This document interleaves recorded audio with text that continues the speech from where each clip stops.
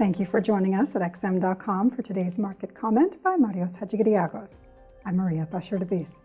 The US dollar resumed its march higher on Tuesday, receiving fuel from interest rate differentials and safe haven flows. Bond market players have started to push US yields higher once again, enhancing the dollar's interest rate advantage, while some disappointing business surveys from China pushed investors into the safety of the world's reserve currency. As per usual, the main casualty when U.S. yields climb higher is the low-yielding Japanese yen. The yen has been clobbered both by rising foreign yields and the sharp spike in oil prices, as Japan imports nearly all its energy from abroad, hitting the yen from the trade channel each time global energy prices rise. Even though dollar-yen is trading near levels that Tokyo decided to defend last year, the risk of another round of FX intervention seems fairly low, as the speed of the yen's depreciation has been much slower this time, and government officials have not been as vocal. Over in China, the spell of optimism that prevailed in recent days proved short-lived.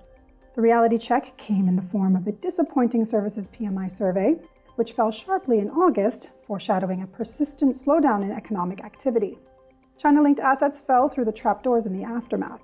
The Australian and New Zealand dollars crumbled, with the latter hitting new lows for the year, as these economies rely on Chinese demand to absorb their commodity exports.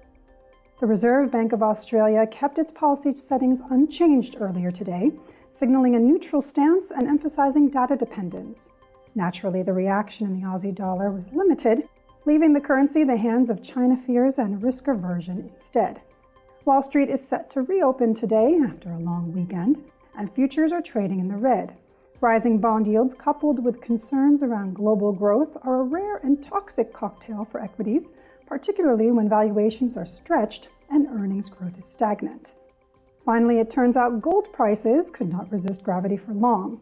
The precious metal has resumed its downward trajectory, succumbing to the weight of rising yields and a rampaging US dollar.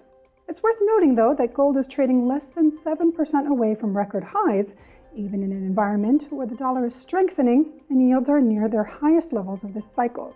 That's a sign of relative strength, even if the near-term outlook seems gloomy. Thanks for watching today's market comment here at xm.com.